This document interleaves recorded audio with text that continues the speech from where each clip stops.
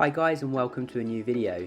Previously on the channel I picked up this old motorcycle carrier, fixed it up, treated all the rust and made it look like new, in preparation for picking up a motorbike project.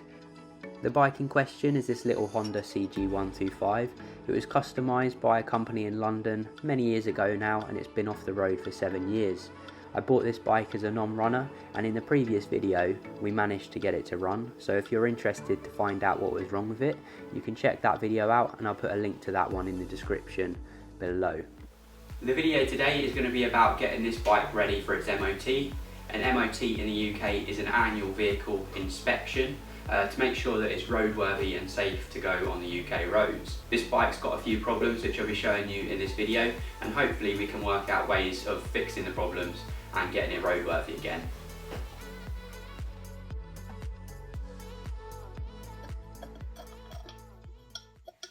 I'm going to try and remove the rest of this powder coating with some paint stripper. I'm not sure it's going to work. I might have to get it sandblasted, but let's try it. But the thing is, with powder coating, it's chemical resistant, so it might not work. I'm just using an old plastic card now to try and get this off. It's less harsh than a metal scraper.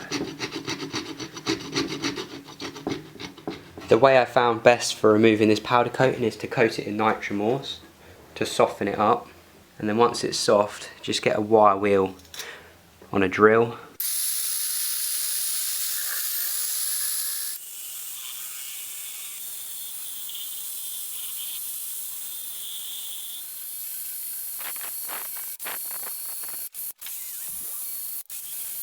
I'll be using this Simonez Gloss Black Engine Enamel paint. I've used lots of Simonez spray paints before and I think they're really good, so hopefully this one's just as good. It's obviously heat resistant as well, being engine enamel.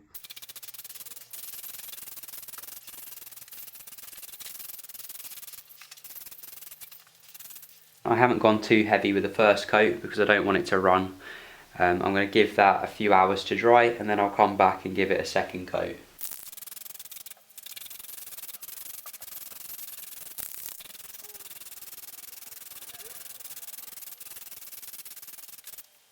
That's the second coat. A day later I gave it a third coat of paint, and I have to tell you, I'm really impressed with this Simonez spray paint. They do it in black or silver, so take your pick. The next fault to have a look at is a neutral switch, which is supposed to illuminate this light here when the bike's in neutral. The bike's in neutral at the moment, and as you can see, it's not coming on. The switch itself lives in this hole down here. I've removed the switch, and when I removed the switch it actually broke in half. That's supposed to be one piece, and this little section here with the O-ring broke off, so I've ordered a new one of these and we're going to be replacing that.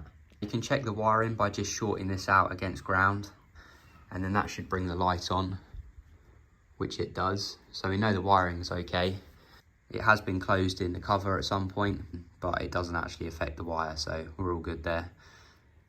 The bike's in neutral at the moment, so you can see that contact material, and then when you put the bike in gear, you'll see it flicks out of the way. It may be that we just need to adjust that little contact by getting something in there and pulling it out a little bit so that it makes with the switch. That could be the problem, but let's put a new switch in there and see if it works. Here we have the part number for a new neutral switch. I'll put a link in the description if you need to get one of these. So let's swap that out.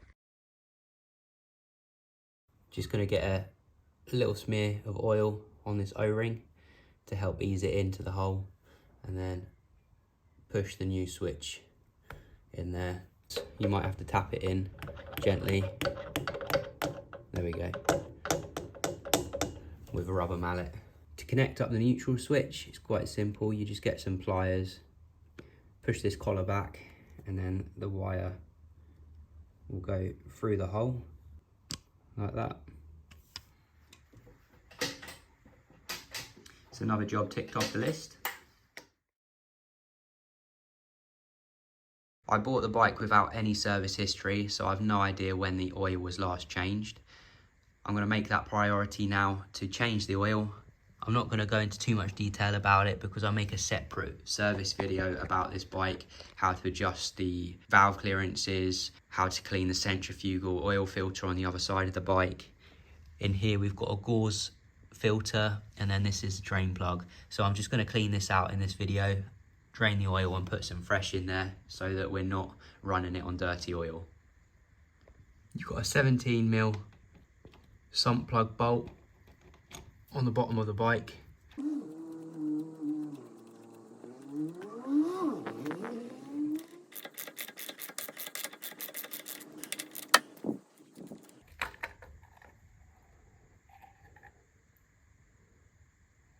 Filthy. It's not nice to see the amount of sediment that's built up inside this engine.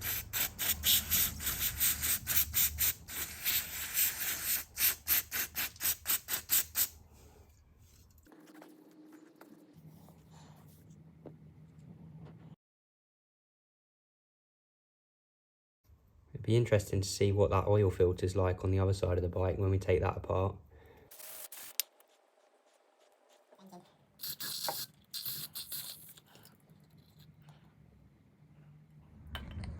That's much better in there. And then we get this gauze screen. This is nice and clean now. That goes in there.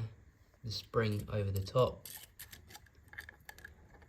And then screw the cap back on.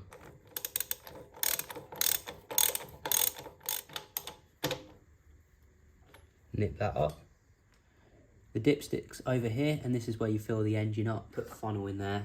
I'm just going to give the engine a little flush through with some cheaper oil before I top it up with the good stuff. That way, if there's any little bits of dirt in the bottom, it should just push it through. Clean the sump plug. Let's put that back in. I'm just going to nip this sump plug up. You don't have to go mad because it's quite easy to strip the threads as it's only cast alley. And now I'm just going to fill the bike up with 1 litre of this 10W40 semi-synthetic oil. Just make sure the oil you use is Jasso MA2 standard. I mean, you could probably run this bike on olive oil if you want. It'll run on pretty much anything, but I'm going to use this. So I'll put a link in the description to this if you need to get some for your bike. And by buying it through the link, you'll also be supporting the channel. So thank you if you buy it through the links. It's really important to do regular oil changes, especially on a motorbike because of the high revs. And if you saw all of that crud in where the oil filter was, if that blocks up the oil passageways inside the engine, then you'll have your valve seize and the top of your engine won't be lubricated properly. Let's check the level on the dipstick. And with these Honda engines, you don't screw it in all the way, you just dip it in. And that's absolutely spot on. So yeah, it takes 1 litre exactly. It's nice and convenient. And make sure you dispose of any old engine oil properly at your local recycling centre. The indicator light's always flashing on the gauge, and that's really annoying. It's not supposed to do that. It's supposed to cancel it. It's in the off position at the moment, but it's still flashing. When we turn the indicator on, still flashing. Other indicator. When I looked at this gauge online, not this particular gauge, but I found a similar gauge. It's supposed to have a couple of diodes installed in line with the indicator wiring. In this bird's nest of wires here, we've got this yellow wire that goes up to the gauge cluster, and that's for the indicator light there. So if we disconnect this one, you can see that goes off, and it actually goes straight back to the flasher unit, but we want it to be connected to the positive side of the indicator lights, so that when we push the switch for the indicator, that then brings the light on. The trouble is, if you connect both of the lights to the positive and this, it means that when you turn the left indicator on, it'll also bring the right indicator on and that light up there because all the wires are connected. So we need to install a diode in line with the indicator lights up to this gauge light. So the orange cluster here is for the left hand side indicators, and the blue cluster is for the right hand side indicators. We've just got a couple of diodes here, poke them down inside there. If we connect these together at the top, and then that goes up to the gauge light. So I'm going to solder all these together like that. Put a bit of insulation on there, of course, a bit of heat shrink over the diodes so we don't short anything out. And then that'll be another job done.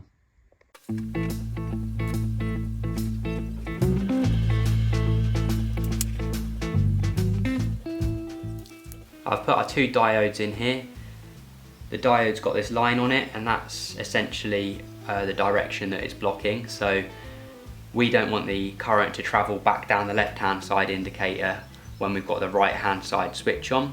We just want the light to come on, the indicator lights and the gauge light, which goes up here. So both of our diodes have the line going towards the gauge light, if that makes sense. And then I've just soldered the connection on here, put a bit of heat shrink over it. It's a good strong connection, and then we've crimped on here. The gauge light just plugs into this crimp.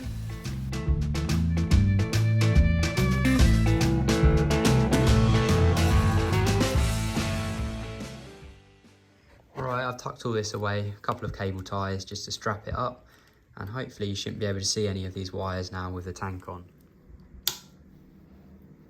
Okay, our indicator light isn't flashing anymore, only when the indicators are on, like it's supposed to.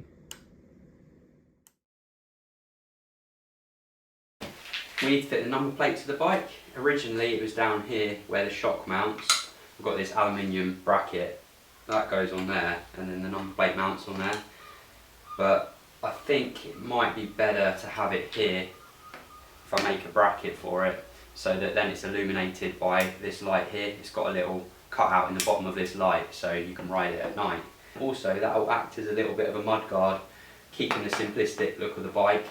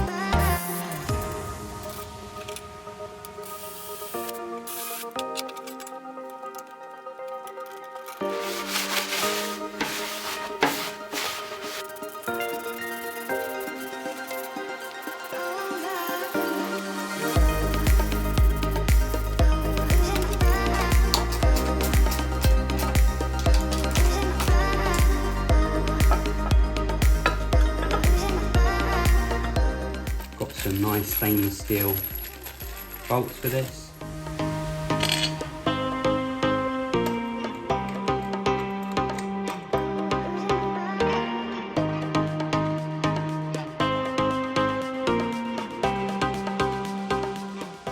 Thank you for watching this video. I hope you've enjoyed it. If you have, please don't forget to give it a thumbs up and consider subscribing to the channel if you're not already subscribed.